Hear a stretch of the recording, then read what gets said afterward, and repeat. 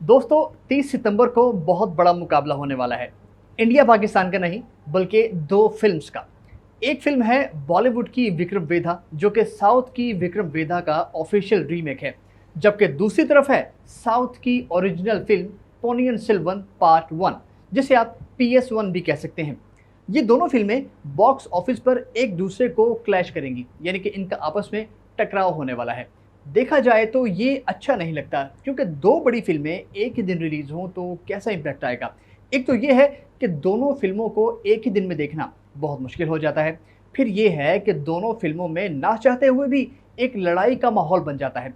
होता ये है कि कम से कम एक हफ्ते का गैप होना चाहिए ताकि अगर बॉक्स ऑफिस पर किसी की कमाई देखनी है या उनका डिफरेंस देखना है तो वो आसानी खुलकर सामने आ सके। अब ऐसे हालात में कि जब बॉलीवुड की फिल्में फ्लॉप हो रही हैं और जो तमिल फ़िल्में हैं या साउथ की फ़िल्में हैं, वो हिट हो रही हैं। यहाँ पर ये क्लैश कैसा रहेगा? आज इस पर हम थोड़ी-सी बात करेंगे और ये क्लैश प्रोड्यूसर्स के लिए बहुत ज़्यादा खतरनाक होता है। होता क्या है कि प्रोड्यूसर्स ने पैसे लगा रखे हैं और कोशिश तो यही होती है कि पहले हफ्ते में ही हम पैसे कवर कर लें।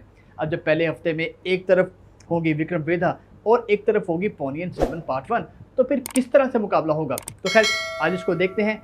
वेलकम टू हाफ स्टार, आप देख रहे हैं और मैं हूं याहिया खलीकुज़्ज़मान YKZ। तो चलिए आज हम विक्रम वेधा और पोनियन सेल्वन पार्ट 1 को डिस्कस करते हैं।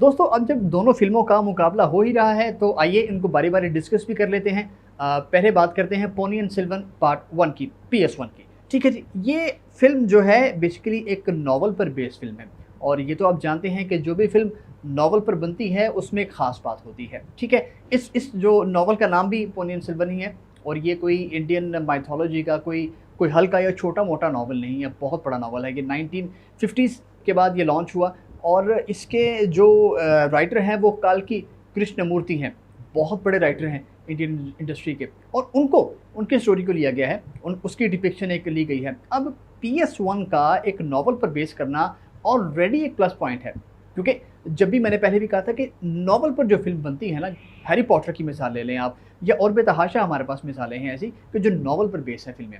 एक तो उसकी स्टोरी बहुत अच्छी होती है, जो फ़िल्म चूज़ करना होती है उसके लिए आपको एक प्लस पॉइंट मिल जाता है।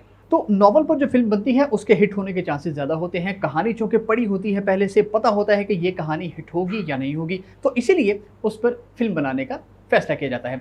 अब जैसे कहानी नॉवल की अमूमी तौर पर ऐसी होती है कि वो सीधी यहाँ पर दिल में उतरती है, आपने पढ़ी होती है, फिर जब आप उसकी विजुअलाइज़ेशन देखते हैं तो वो बड़ी ज़बरदस्त होती है। अब एक चीज़ यहाँ आपको बताएँ बड़ी ख़ास, जो डायरेक्टर हैं इस फ़िल्म के Mani Ratnam, one of my favourites Bollywood के, उनकी फ़िल्म्स एक से बढ़कर एक होती हैं। मैं आपको नाम बताऊँगा तो हैरान रह जाएँगे, इतना बड़ा उनका एक करियर है, लेकिन मैं सिर्फ़ 3 फ़िल्मों के नाम बताऊँगा। पहली रोजा, बॉम्बे और गुरु।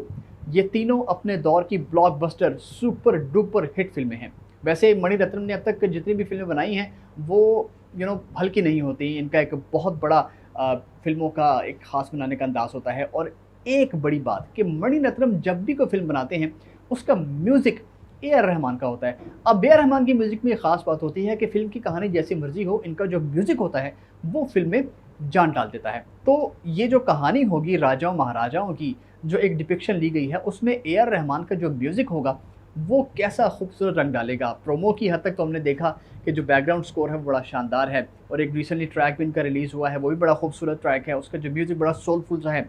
तो खैर ये फ़िल्म अब कैसी होगी और इसमें क्या-क्या चीज़ें होंगी, ट्रेलर की बुनियाद पर तो हम इतनी ही बात कर सकते हैं ना। और 30 सितंबर को ये फ़िल्म हमारे सामने आ जाएगी। इस फ़िल्म को एक ख़ास फ़िल्म बाहुबली के साथ भी जोड़ा जा रहा है। वजह ये है कि PS1, जैसे मैंने पहले बताया कि ये 2 पार्ट होने वाले हैं, PS1 और PS2। कहानी 2 चीज़ों में डिवाइड है, 2 हिस्सों में। अब बाहुबली भी 2 हिस्सों में डिवाइड थी, 1 और 2, और इसीलिए इसका मुकाबला किया जा रहा है। बजट की बात करें तो इसका बजट है 500 करोड़। जी, 500 करोड़, ये 5। लेकिन अब ये 1 पार्ट का बजट है या 2 पार्ट्स का बजट है, अब इसके बारे में जो ऑफिशियल्स हैं उन्होंने कुछ नहीं बताया। वो जो भी होगा सामने आ जाएगा चंद दिनों में। लेकिन इस फ़िल्म की अगर कास्ट की बात करें तो क्या बात है, चयान विक्रम एक सुपरस्टार, उसके साथ one and only Aishwarya Rai और बहुत बड़े नाम हैं इसमें। तो इतनी बड़ी स्टार कास्ट और मणि रत्नम और A.R. रहमान का म्यूज़िक और एक नॉवल बेस्ड कहानी, तो ये एक बहुत बड़ा तगड़ा मुकाबला होने वाला है और फिल्म हकीकी मानों में एक बड़े स्केल पर बनी है और इसका स्केल मज़ा भी आएगा देखने का। दोस्तों अब आते हैं विक्रम वेदा पर। इसके ट्रेलर पर वैसे हम एक मुकम्मल रिव्यू कर चुके हैं, जिसका लिंक आपको ये स्क्रीन पर ऊपर नज़र भी आ रहा है। ओरिजिनल फिल्म विक्रम वेदा 2017 में रिलीज़ हुई थी और इसमें आर माधवन और विजय सेतुपति ने कैरेक्टर किया था। लेकिन मज़े की बात यह है कि इस फिल्म का बजट सिर्फ और सिर्फ 11 करोड़ रुपए था, 11 करोड़। लेकिन जो नई वाली विक्रम वेदा है, लेटेस्ट सैफ की और ऋतिक की, उसका बजट है 175 करोड़। जी, 175 करोड़। तो ट्रेलर में जहाँ तक हमने देखा था उसमें कोई वीएफएक्स का ख़ास इस्तेमाल मुझे नज़र नहीं आया, लेकिन सिनेमाटोग्राफी उसकी बहुत बेहतर है। अब ये फ़िल्म चूँकि ओरिजिनली शूट हुई है और जो लोकेशन है वो भी ओरिजिनल है, इसमें 175 करोड़ किस तरह से जस्टिफाई होगा, ये तो फ़िल्म आने पर पता चल जाएगा। लेकिन तमिल जो विक्रम वेदा है उसकी कहानी बहुत ही दिलचस्प है। आप बिल्कुल परेशान हो जाते हैं ये देख कर के इसमें से सही कौन है और गलत कौन है, तो ये पहचानना बड़ा मुश्किल होता है और यही उस फ़िल्म की कामयाबी है। अब जो नई बॉलीवुड की फ़िल्म आ रही है 2022 वाली विक्रम वेदा, इसकी भी कहानी तकरीबन यही है एज़ पर न्यूज़ और जो भी सोर्सेज़ बताते हैं। अब इसमें तब्दीली क्या होगी, इसमें चेंजिंग्स क्या आएँगी, इसमें नया रंग क्या आएगा, ये 30 सितंबर को ही सामने आएगा।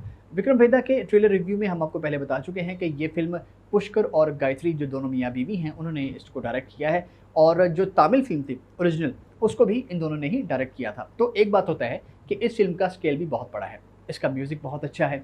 अभी जो गाना रिसेंटली रिलीज़ हुआ अल्कोहलिया, उसमें उसका जो उसके लिरिक्स हैं, उसका जो म्यूज़िक है, उसमें जो डांस है ऋतिक का, वो बहुत शानदार है। और फिर इस फ़िल्म का जो बैकग्राउंड म्यूज़िक है, पूरा प्रोमो अगर आप देखें 2 ढाई मिनट का, तो उसमें आपको जो बैकग्राउंड स्कोर मिलेगा, यकीनन पूरी फ़िल्म में आपको वो मिलेगा, तो ये बड़ी एक इसका भी एक प्लस पॉइंट है। ख़ैर, अब इसमें लुक्स की अगर हम बात करते हैं, जो कि हमने ट्रेलर में नहीं की थी, सैफ की लुक्स एक बिल्कुल एटीट्यूड वाइज़ अच्छा पुलिस वाला बना हुआ है और जो ऋतिक के जो लुक्स हैं ख़ास करके, वो प्रॉपर एक विलेनिस लुक्स हैं। उनकी आँखों का देखना, बड़ा-बड़ा खुलना, उनकी वो जोकर टाइप की हँसी, बिल्कुल वो विलेनिस सी हँसी, ये चीज़ें मैटर करेंगी। तो जब क्लैश होगा इन 2 फ़िल्मों का, बड़े लेवल की फ़िल्मों का, तो मैं नहीं समझता कि ऐसा होना भी चाहिए। ये मेरी ज़ाती राय है। अब ये तो बॉलीवुड और टॉलीवुड जो साउथ की इंडस्ट्री है, उनको आपस में सोचना चाहिए कि क्या हम एक ही ऑडियंस के लिए एक ही लेवल की बड़ी फ़िल्में बना रहे हैं, तो क्या ऐसा करना चाहिए?